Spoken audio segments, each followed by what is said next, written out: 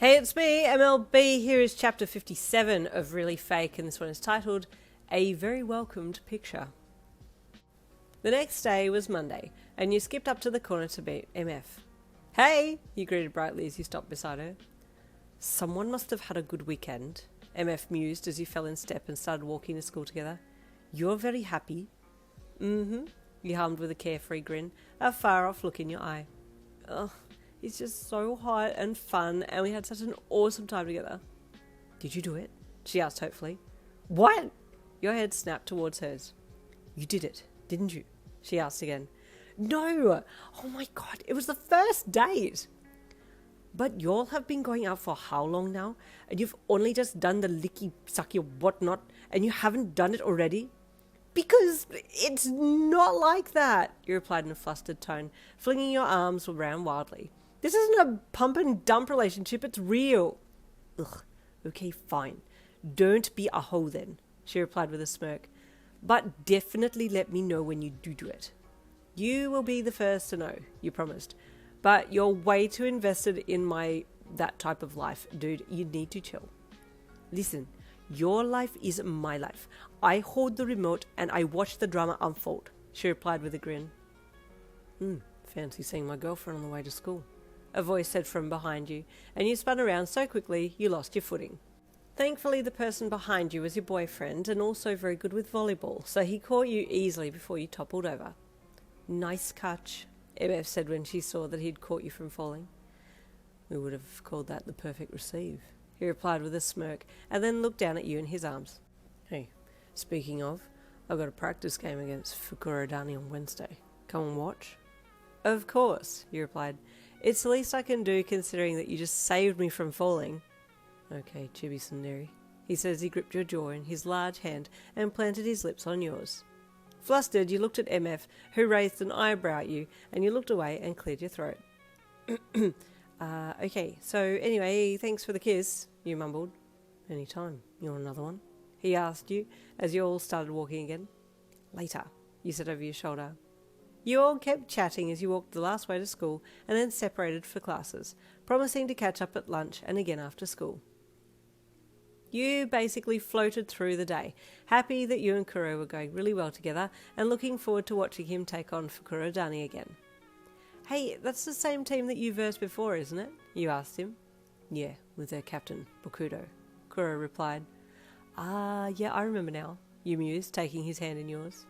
You walked together the rest of the way to your house, and he gave you a kiss goodbye there before heading off to his own home. As you entered the place, Mrs. Happy was just about to leave. Hello, you greeted, but with a degree of forced politeness in your voice. She grunted, grabbing her bag to leave. Here's in lounge. Television is on. Here's a cup of tea with him. He sounds like a toddler that's been set up with all his favourite toys, you thought with an internal giggle. Okay, thank you very much. I come tomorrow, she said, before marching out the door. You shook your head with a little amusement and then turned and headed inside to say hello to Pa. Hey Pa, you greeted as you entered. He was set up with a blanket across his lap, cup of tea on his right, TV on with the afternoon game show playing, and the remote well within reach. She's set you up just perfectly, hasn't she? You said to him, as you bent your head down to kiss him on the forehead. She's a keeper, he warbled with a lopsided smile. I'm glad she's treating you well, you replied, patting his head. Oh, he said, getting your attention before you left the room. And she isn't married. What? I thought she was. How do you know? You asked him. She's kept her Mrs. status for work reasons, but her husband died 2 years ago, he said with a grin. So I have a chance. Don't force it, Pa. She's a good carer, so I'd hate to have to try and find you another one because you've scared her away.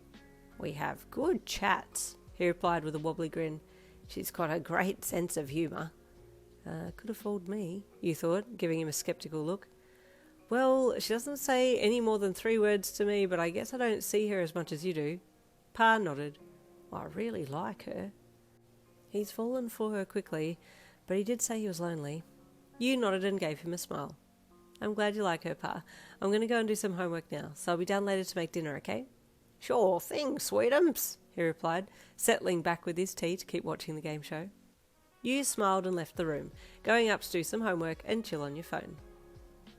The next day at school you were zoning out in first class when your phone vibrated in your pocket. You looked up to see if the teacher was looking at you, and when his back was turned you discreetly pulled out your phone to have a look at who had texted you, just in case it was Mrs. Happy contacting you about Pa. As your screen lit up you saw a message from Kuroo. Oh, what does Kuroo want? You clicked on the message app and opened the message from him. Hey naughty, you got your phone on you in class? He asked. You quickly checked the teacher hadn't seen you yet and replied. Always, you sent back. I just finished training. He sent back, attaching a picture of himself, drenched in sweat with his t-shirt pulled up a little so you could see his glistening abs. I want to lick you, you sent back with a drooling face emoji. You want me to show you something else you can lick? He texted. Is he going to send me a picture of his... in class? Your brain spazzed out. What? You sent back to him with a smirk emoji. Suddenly a picture came through and your eyes nearly fell out of your head. Well then, we'll leave it there. I'll see you tomorrow for chapter 58. See you then.